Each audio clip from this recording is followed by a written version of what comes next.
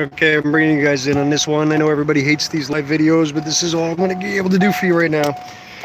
1998 Corvette, no crank, no start, or start and stall like this one is doing right now. This one is in a start and stall condition. Let's see if I can show it to you.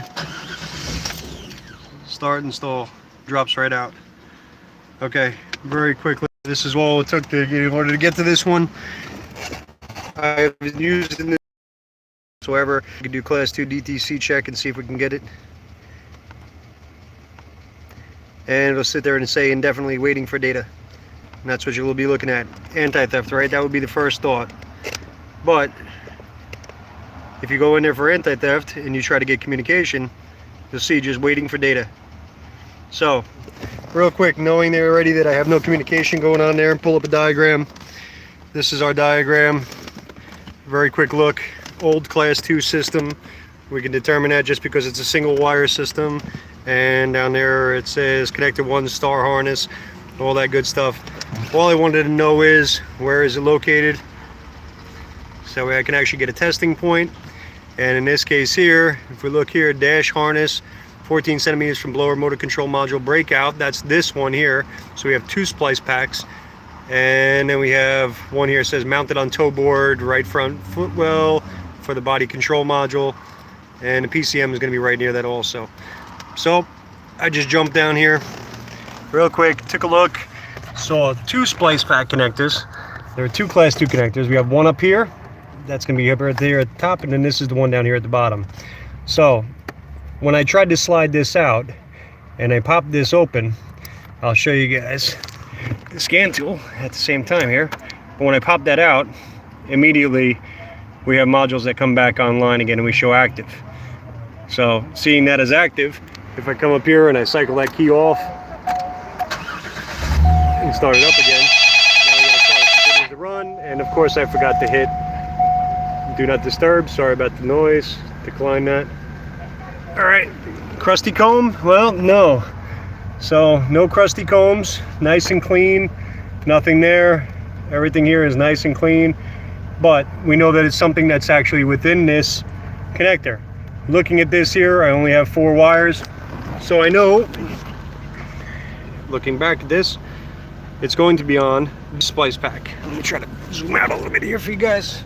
Sorry, I don't know why people like Corvettes, it's so hard to get into. Anyhow, so I see on this one right here, I have 4 wires coming in there.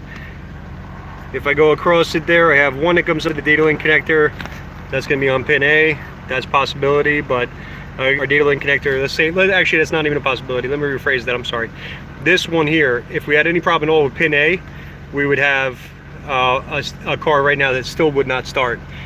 We go on to pin C would be the next one there. That'd be the brown wire going to the left rear control module.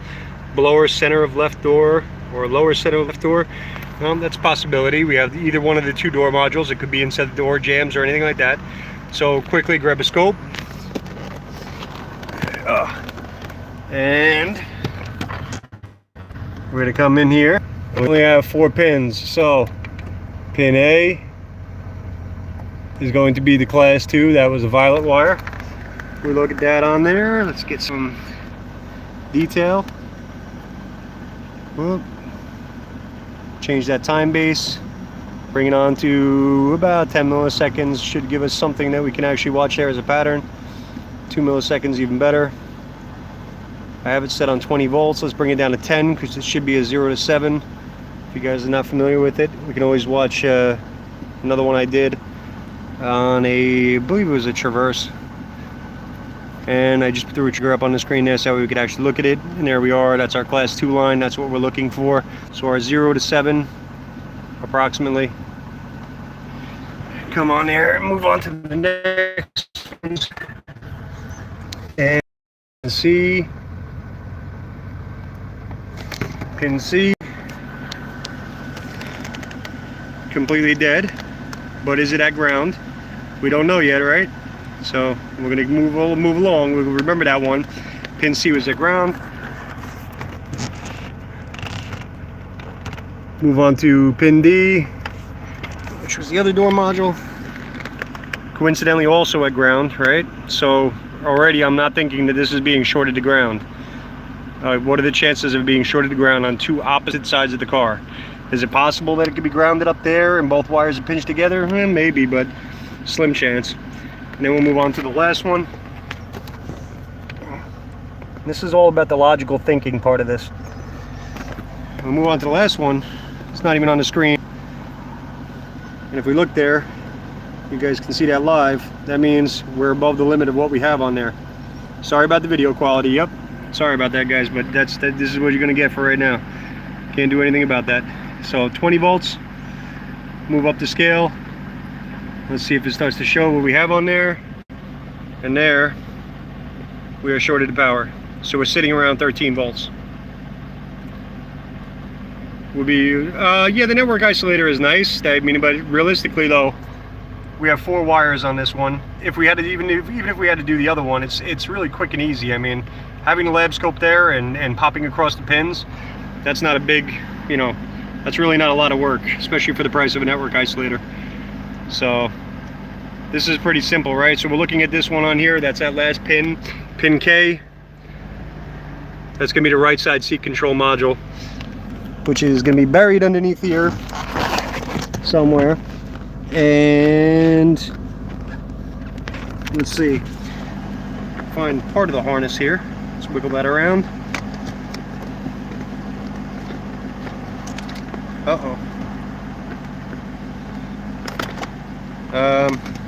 Okay. I'm wiggling that around in here, but I feel dampness. There's dampness down here underneath this carpet, guys. We have a water intrusion issue. All right, well, seat's gonna come out and everything there is wet. I'm not sure where it is, but either which way, that's what we're gonna do. Seat would have to come out and then I'll end up sitting there repairing. Now, if the wiring is all good and the module is wet, we're gonna put in another module and move along. All right, so real quick though, easy way to sit there and diagnose it. If we wanted to get those door modules back online, we could actually sit there right now and just remove that one pin. That'll be that black and white pin. The door module's back online. You guys want me to do that? Just to show you?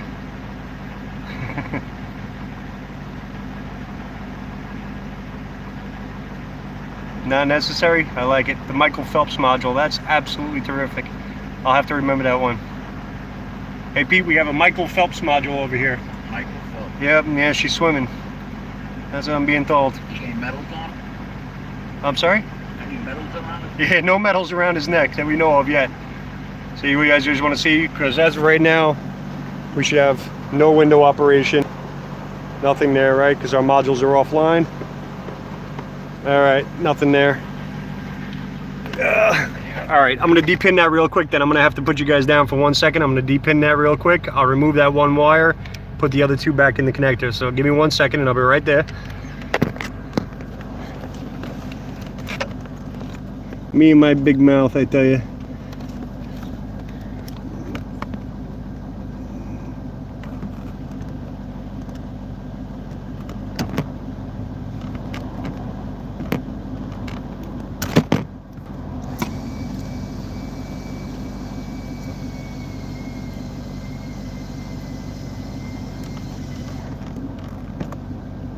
Almost done.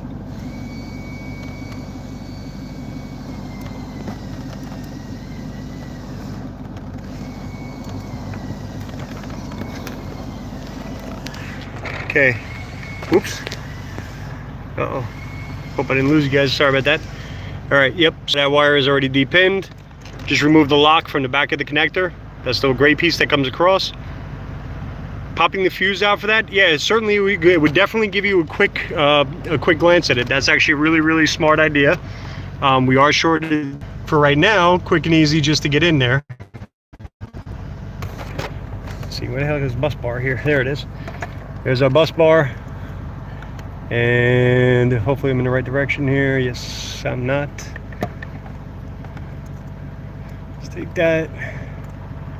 Slide our bus bar back in with one hand sideways in a Corvette. Okay, that one there is plugged back in. We can go to either one of those two door modules again with the scope.